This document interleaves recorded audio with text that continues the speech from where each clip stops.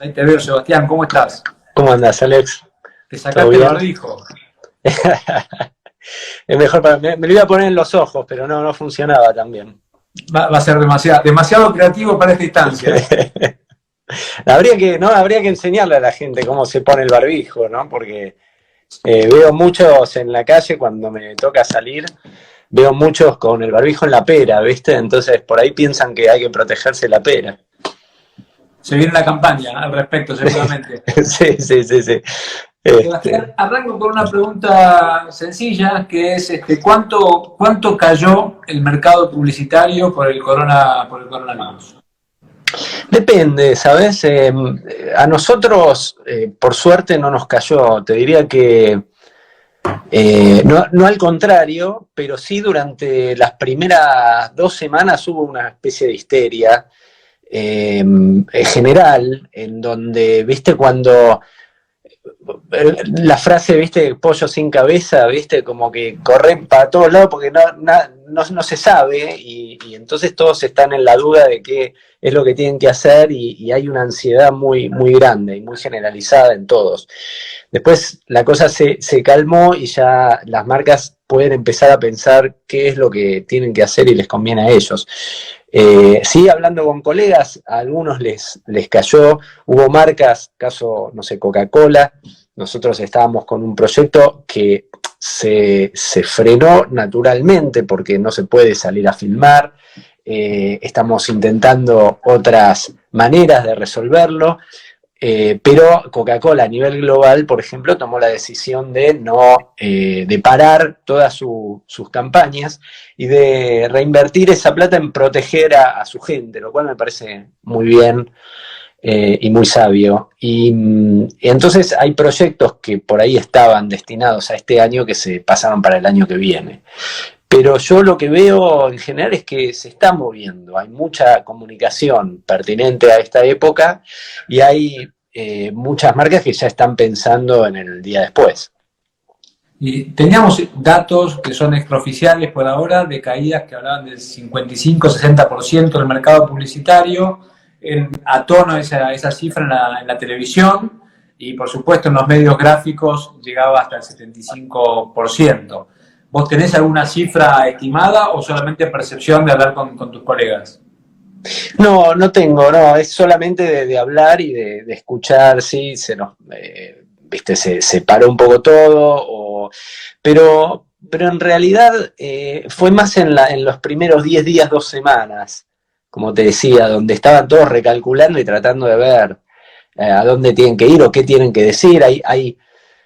Empezaron a surgir máximas que yo, en lo A ver, personal, contame las máximas que detesto. surgen en el estado de pánico. No, por ejemplo, no hay, en este momento las marcas no tienen que hacer nada. ¿Por qué?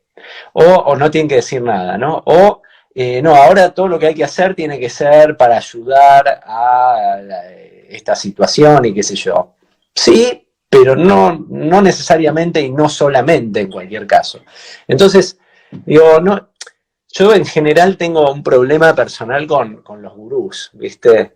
Un problema con la gente que se la sabe todas y que hace futurología. Y yo creo que nadie sabe nada. Estamos todos tratando con inteligencia y creatividad, de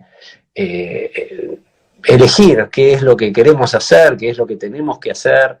Y creo que la manera más creativa, valga la redundancia, de hacerlo es que cada uno vea su contexto, su necesidad y en base a eso decida qué es lo mejor que tiene para hacer. Sabés que hablando en una de estas charlas que venimos teniendo acá en Forbes, hablábamos con Andrés Rodríguez, que es el director de Forbes en España, y claro, nos contaba que ahí era absolutamente distinta la situación porque generar una campaña publicitaria en un contexto donde tenés cientos de muertos diarios tiene como una complicación directa, digamos, que en el mensaje. En el caso de América Latina, salvo Brasil, y puntualmente de Argentina, es extraño esa decisión por momentos de parálisis, de mejor no contemos nada en lugar de redescubrir qué es lo que se puede contar, ¿no? No debería cambiar Sí, un poco. Te alejás de tu audiencia, los abandonás.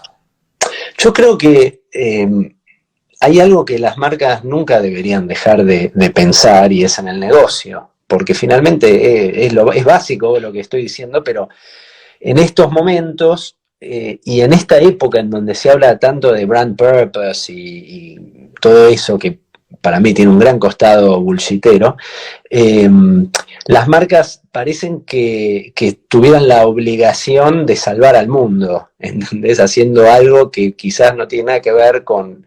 O aparecen marcas que de repente nacen o se reinventan con algo por ahí un poquito más importante que solamente hacer publicidad para vender, y está bien si es legítimo, y está bien si eso tiene verdad, ¿viste?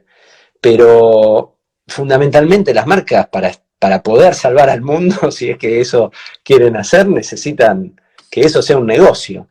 Entonces, no sé, yo entiendo la creatividad como una manera de solucionar un problema de negocio. Para mí eso es lo que hace la creatividad publicitaria, de marketing o cualquier creatividad, cualquier idea. Es una solución. Lo divertido que tiene esta profesión es que los problemas van cambiando. Entonces, viste a mí, desde mi laburo, lo que más me divierte es la parte detectivesca, si querés, la parte de hacer preguntas. Porque realmente haciendo la pregunta correcta, o haciendo una buena pregunta, o una pregunta que no nos habíamos hecho, por ahí podemos saber dónde está verdaderamente el problema, que por ahí no es el que se creía. Entonces, en esta época, justamente donde más incertidumbre hay que hacerse preguntas. Me parece que eso es lo que... Y las agencias tenemos que hacerle preguntas a nuestros clientes para redefinir el problema a solucionar. Definitivamente... Ahora, ¿qué hacemos? ¿No? Una gran pregunta de las marcas, de las empresas a nivel de comunicación corporativa, pero de las marcas a nivel de comunicación ya publicitaria, de marketing, es, bueno, ¿y ahora qué hacemos? No es una gran pregunta, ¿qué hacemos también? Una pregunta que deben hacer mucho ahora. Claro, y la respuesta varía de acuerdo a qué vende, de qué se trata esa marca, cómo habla esa marca, cuál es el rol para la gente, cómo se relaciona cada consumidor con esa marca. Eso es lo lindo. No hay un one size fits all para la comunicación. Pero la estrategia es... Seguramente siempre hay una tensión saludable y necesaria entre los publicistas y los clientes, digamos. Siempre desde la creatividad se empujan los límites, se trata de llegar de una manera diferente y las empresas suelen ser más conservadoras en algunos casos. En este momento puntual, esa tensión se ve más reflejada que nunca, porque muchas empresas, quizás por una cuestión moral, por una cuestión de ética de los negocios en tiempos de crisis, o simplemente por no saber qué hacer, deciden la parálisis. ¿Cómo te enfrentás vos como publicista frente a esa situación de ataque de pánico o de temor de no saber qué comunicar? Como te decía antes, yo creo que si la solución a un problema puntual tiene inteligencia, tiene sentido común, y si se quiere el estilo que tiene esa comunicación es pertinente a lo que se quiere hacer y a la marca, me parece que hay que charlar sobre eso y hay que explicarlo. Yo creo mucho, mira, un prócer de la publicidad que se llamó Bill Bernbach decía que a él no le preocupa tanto el hombre cambiante o cómo cambian las modas o las épocas, porque, y Jeff Bezos dijo algo parecido hace poco, a él le preocupa, o al publicitario tiene que preocuparle la naturaleza humana, que tardó millones de años en desarrollarse y va a tardar millones de años en cambiar. Entonces, el ser humano es uno y sus circunstancias, obviamente, pero no deja de ser uno. Entonces ahora estamos en una circunstancia muy curiosa, trágica a veces, complicada para la economía, pero no dejamos de ser seres humanos, no dejamos de tener los mismos miedos, los mismos deseos, las mismas responsabilidades. Entonces las marcas tienen que hablar a ese ser humano que sigue siendo el mismo a pesar de estar encerrado en su casa. ¿Crees que se van a modificar estas pautas, pese a que estos sentimientos o estados humanos obviamente se conservan desde que somos sapiens. ¿Crees que esta crisis específica del COVID va a modificar en algo los hábitos de consumo, la relación de las compañías con su comunicación? ¿O crees que es solamente una crisis coyuntural y que no va a haber grandes cambios? Yo pienso que va a cambiar, al menos en el plazo inmediato, ¿no? Creo que hay algo que nos estamos dando cuenta y es que podemos vivir con lo necesario, pero también cuando podamos no solo vivir con lo necesario, hay que ver con qué queremos vivir. Si queremos seguir viviendo con lo necesario, o queremos volver a las compras que no necesitamos, pero sí deseamos. Pero sí siento que va a haber una especie de valor de época saliendo de esto, que es la humildad. Porque a todos, no sé, vos ayer hablaste con Constantini, digo, hasta un visionario o alguien que vive precariamente, nos vemos impactados de la misma manera. Por ahí no es como otras enfermedades que afectan a una determinada parte de la población. Entonces yo creo que todos deberíamos salir de esto un poco más humanos, ¿no? Un poco más humildes. Digo, finalmente yo lo veo en los Zooms que hacemos con los clientes, en presentaciones que antes por ahí eran un poquito más, viste, donde todo tenía que salir perfecto, y ahora de repente uno tiene el pibe llorando atrás, viste, el otro le habla, viste, mientras tanto, a ver, pará, viste, es todo más desprolijo. Y eso me parece que lo vuelve más humano, ¿viste? Nos vuelve más vulnerables a todos, y yo creo que eso nos tiene que, sobre todo dentro del ámbito corporativo, que por ahí es un poquito más estructurado y más acartonado, creo que nos tiene que hacer abandonar esta cosa de, bueno, todo tan militar, todo tan perfecto. ¿Vos percibís muchos cambios entre los clientes en el día a día por esta crisis, por el COVID, o es un trato habitual? Quiero decir, los que son conservadores son más conservadores que de costumbre. ¿Hubo un cambio o se mantienen los hábitos y los patrones en ese vínculo? No, en el caso de los clientes con los que yo laburo no hubo un cambio. Sí hubo mucha ansiedad en las primeras semanas, como te decía antes, que se calmó un poco.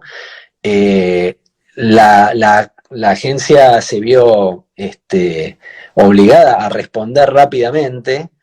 Y ahora, digamos, la cosa empezó a tener un ritmo más normal. Yo creo ¿Tienes un ejemplo de eso para contarnos, digo, que se pueda contar, de cómo es que vieron esta crisis de angustia o de ansiedad del cliente y tuvieron que responder rápido? ¿Qué significa? Significa que es, bueno, ¿y qué hacemos? ¿Qué vamos a hacer ahora? Hubo como una primera oleada en donde, viste, esta otra máxima que es crisis y oportunidad, crisis es igual a oportunidad, y qué sé yo, donde yo creo que no, que en este caso no, o de vuelta no necesariamente, y donde es, bueno, ¿y qué hacemos? ¿Qué podemos hacer ahora? Están todos en casa, ¿qué hacemos? ¿Cómo nos comunicamos? Y la agencia empezó como a sacar ideas casi a lo pavote, viste, muchas ideas todos los días, que eran más, creo yo, eran más la mantita, como digo, viste, la mantita de los chicos, viste, que necesitan para irse a dormir, algo para sentirse seguros, era para más que nada emocional, siento yo, para que los clientes no sientan que este barco está como en una tormenta y no tenemos ningún plan. Aunque finalmente no hagamos nada, que es en la gran mayoría de los casos lo que termina pasando, que después prevalece bueno, pará, ok, ya sé que tengo esto, ahora, ¿qué tenemos que hacer? Y qué sé yo. Entonces, después empezó a trabajar un poquito más profesionalmente, sin tanta angustia ni ansiedad, pensando en el después, también pensando yo creo que también hay que pensar en el ahora, porque el después no te tiene que agarrar poco preparado. Entonces, bueno, eso es lo que pasó, ¿viste? Hubo como un torbellino y la agencia tuvo que responder, y creo que a muchas agencias les pasó lo mismo. Sebastián, vos pasaste por todos los eslabones en la publicidad, desde el inicio hasta llegar a fundar tu propia compañía como Santo. ¿Qué fue lo más difícil cuando tuviste que tener la empresa propia? ¿Qué fue lo más complicado, lo que no te esperabas, lo que más te costó? Lo que más me costó fue un aprendizaje, te diría, más personal que de negocio, porque la verdad es que tuvimos suerte con Santo, que nos fue bien desde el principio y la visión que teníamos por algún motivo la pudimos cumplir, pero sí, yo venía de ser una persona muy talibán, con respecto a las ideas en las reuniones con los clientes, ¿viste? Como ir muy al choque a defender lo que creía que la marca tenía que hacer.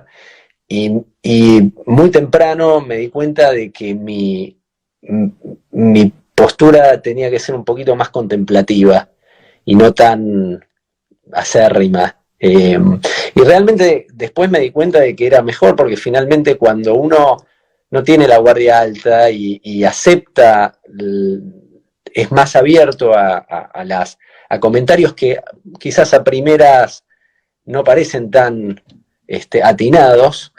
Después uno los piensa y por ahí no es exactamente lo que se comentó, pero tomando eso se llega y se termina por ahí llegando a un lugar mor. Y ese fue un ¿Pero eso lo aprendizaje muy descubriste grande para cuando mí. tuviste tu agencia o antes? No, cuando tuve mi agencia, porque antes, al ser otra gente los responsables absolutos, finalmente si había un quilombo, alguna discusión con el cliente por mi culpa, le caía a mis jefes, y mis jefes por ahí, viste, atemperaban o decían, bueno, por ahí tiene un punto de él, pero vos también, y un poco tenían ese rol. Claro, no tenías más contención ahora, tenías que ser vos, cumplir vos ese rol con tus creativos. Ahora, claro, exacto, y además, si salgo yo con la lanza, finalmente, más allá del trabajo profesional, íbamos a terminar perdiendo los clientes por temas más personales, si se quiere, porque nadie quiere trabajar con un tipo cabeza dura o alguien que no escucha. Entonces, realmente fue como un ejercicio que me hizo crecer mucho, y le debo mucho a mi socio Maxi por ayudarme a encontrar esa nueva personalidad más enriquecedora también. Sigo siendo un hincha pelota, pero menos que antes. Cabeza dura. Pero mucho menos que Ada, así que... Pero menos que antes. ¿Qué fue al revés, lo que más extrañás o lo que más añorás de tu época en la que no tenías que estar con todo ese peso encima, digamos, ¿no? La primera época en la publicidad, para que también se puedan ver reflejados los que escuchan esto y para que están estudiando publicidad o están recién arrancando. ¿Qué es lo que más valorás de esa época? Y si todavía lo conservás o ya lo mirás de otra manera porque sos otra persona también. Por ahí lo que más añoro es la irresponsabilidad que se podía tener, justamente porque la trucha la ponía otro. Yo tenía la responsabilidad de crear el trabajo, los directores creativos tenían la responsabilidad de ayudarme, de guiarme, etcétera, de que termine de estar bueno, pero la estrategia y finalmente la presentación, la cara, la ponía otro. Entonces es más fácil trabajar, si se quiere, desde las sombras o siendo no el que mira, no el que el cliente está mirando. Cuando vos tenés la máxima responsabilidad y de repente también tenés gente que colabora con vos, quizás el estrés también es un poco mayor porque dependés de otros. Y yo soy una persona que me cuesta depender de otros. Aprendí a depender de mí y también desde este lado fue un aprendizaje el estar abierto a entregarme un poquito más, pero se ganan y se pierden cosas. Yo trato de tener irresponsabilidad en las ejecuciones y responsabilidad en las estrategias. Creo que esa es la mejor combinación, ¿viste? Si vos tenés una estrategia responsable, sabés que va a funcionar porque la flecha está apuntada al lugar correcto. pero si realmente no hace ningún ruido lo que estás haciendo, y para eso hay que tener cierta irresponsabilidad, no sirve de nada en comunicación. Sebastián, ¿en qué cambió la publicidad de hace 15 años con la de ahora? Si notás grandes cambios, ¿cuáles son? Sí, noto grandes cambios que no son positivos para mí. Yo creo que hay cambios que tienen que ver con la economía. Antes se hacían producciones más importantes y había más recursos, más tiempo para contar. También hubo un cambio de hábito de consumo de la publicidad, donde antes siempre el grueso de la inversión se la llevaba a la televisión, porque sabían que la audiencia miraba, y hubo una época en donde a la gente en Argentina le gustaba mirar publicidad, porque realmente el nivel era muy bueno, las producciones eran muy buenas, y se podían contar buenas historias que les sirvan a las marcas. Todo eso cambió. Ahora creo que estamos intentando todos entender cuál es la mejor manera de comunicarnos, qué es lo que la gente le va a llamar la atención. Los formatos son otros, el attention span de la gente es otra, y mucho más con la publicidad. Entonces, creo que estamos tratando de definir eso, cómo es la manera hoy de hacer publicidad. ¿Qué tan importante es para una agencia como Santo la publicidad digital, que es claramente lo que más cambió como canal, y si te costó o les costó adaptar el mensaje a esa vía que estaba antes concentrada principalmente en televisión, gráfica, radio, digamos, ¿no? Sí, hubo un aprendizaje. Yo desde el primer momento creí, y lo sigo creyendo, que lo digital es un medio más.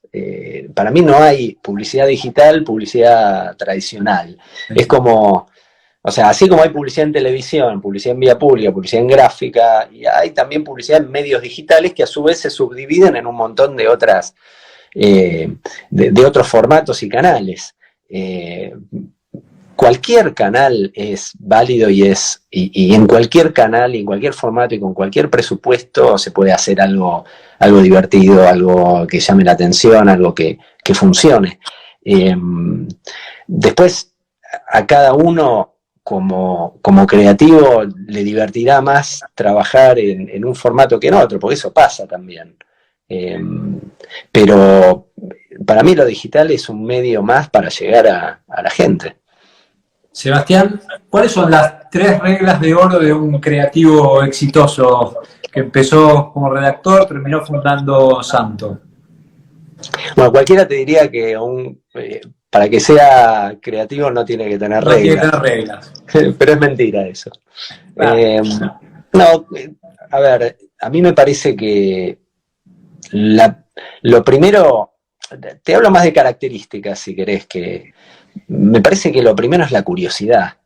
Es imposible ser creativo, y de vuelta te digo, creativo publicitario para mí es una persona que encuentra maneras sintéticas y efectivas de resolver un problema. Entonces, primero tenés que ser curioso, poder cuestionarte, cuestionar al cliente, cuestionar el problema.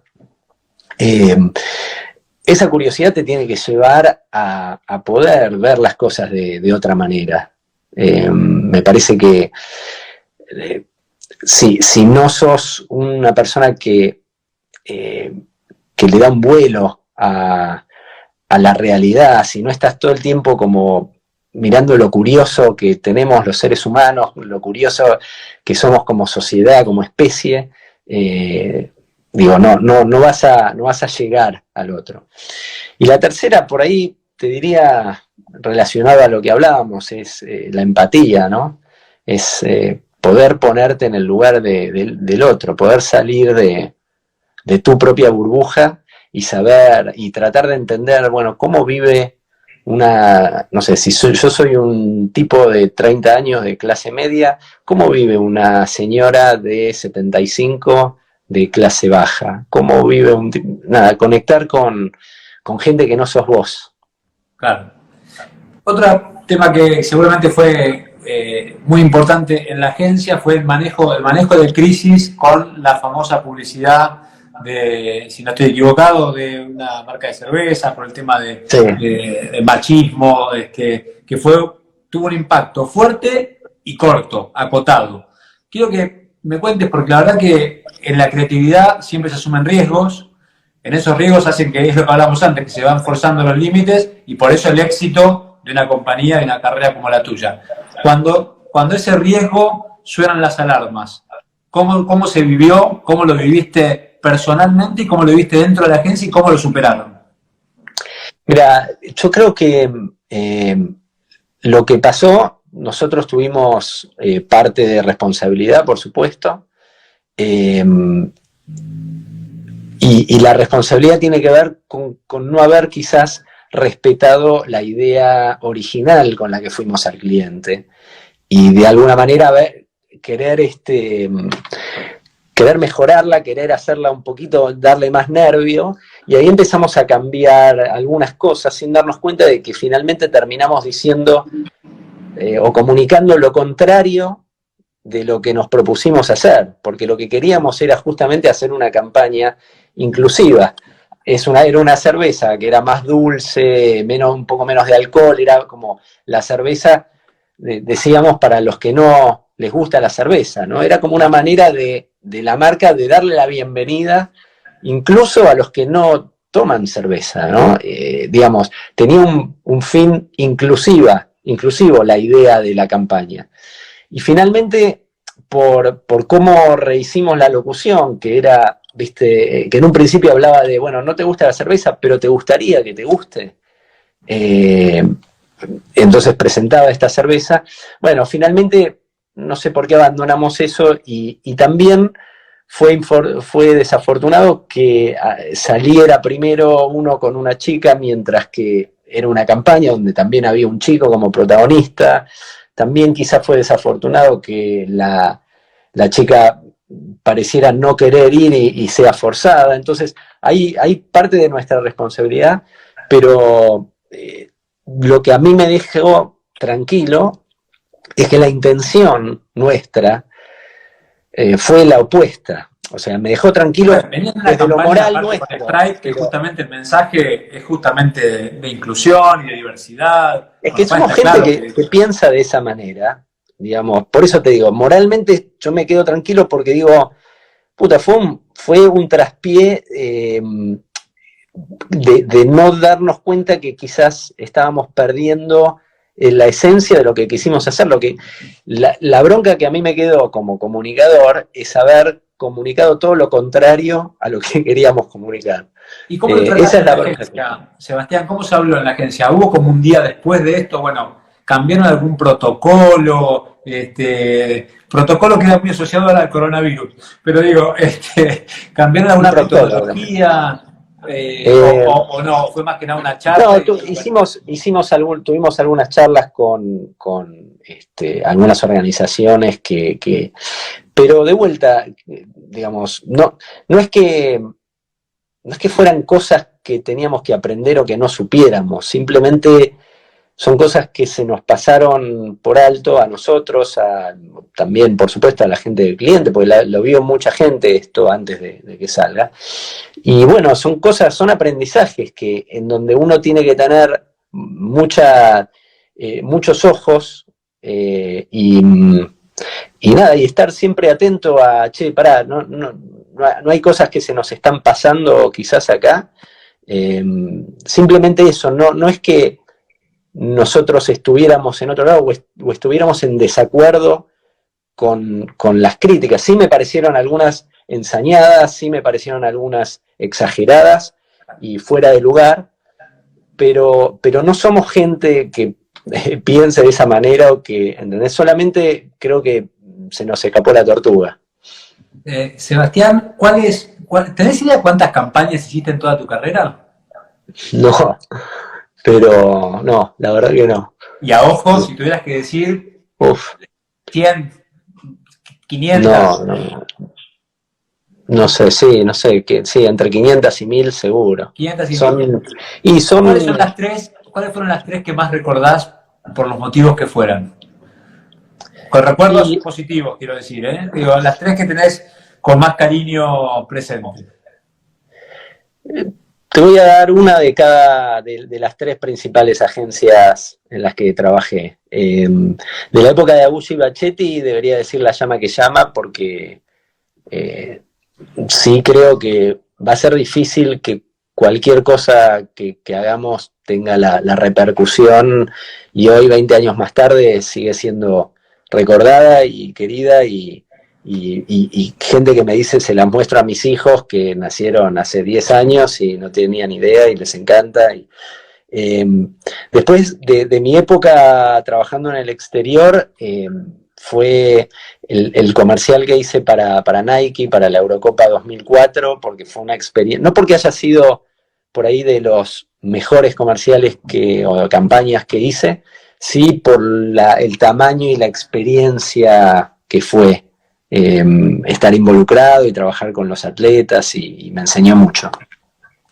Y quizás de la época de Santo, una de las campañas más queridas es el comercial que se llamó Ser Padres, de Coca-Cola Life, porque también tuvo mucha repercusión, porque tiene que ver con el ser padre y con eso que nos pasa a todos los que somos padres con nuestros hijos, y porque fue una marca que co-inventamos con Coca-Cola. O sea, fue un trabajo muy de base de la agencia en cuanto a la marca, y bueno, creo que ese es el que elegiría. ¿Qué es cómo haces o cómo hacías o cómo haces para inspirarte con una campaña como La llama que llama? ¿Surge directamente? ¿Con el tiempo encontraste un mecanismo que te ayude a inspirarte más? Aquella idea de García Márquez, que su idea era trabajar, escribir, que la inspiración llegaba. Cada creativo tiene su método. ¿Vos tenés alguno? Yo escribo también, y escribo todo el tiempo, y digamos, y las ideas, uno tiene que entrenar la cabeza, ¿viste? La cabeza, como cualquier otra parte del cuerpo, mientras más se usa, más fácil es todo y más conexiones hace. Finalmente, crear una idea es un tema de asociaciones y conexiones, y estética y buen gusto, y creo que el estar todo el tiempo atento, todo el tiempo el mantenerse curioso, es algo que afloja el músculo. Pero, digamos, eso a nivel general. A nivel del trabajo de una idea publicitaria, para mí es tan simple como lo que te decía antes, que estamos resolviendo un problema y estamos tratando de generar algo que una a lo que es una marca, que es algo intangible y es algo que no tiene voz. Estamos tratando de unirlo con sentimientos reales, y con cosas que le pasan a la gente, con la vida de la gente, y en esa humanización, depende del problema que tenga la marca, va a tener diferentes respuestas.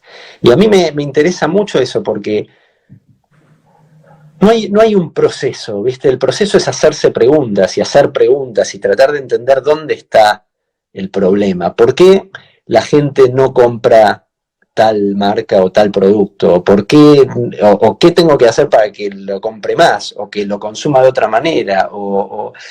Digamos, hay tantas maneras, tantos problemas diferentes que pueden tener las marcas, que eso es lo divertido, ¿viste? Que tratar a cada problema como un desafío nuevo.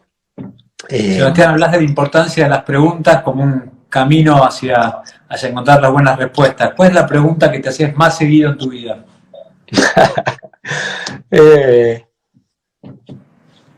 No sé, ¿cómo hacer para que mis hijas me quieran más? No sé.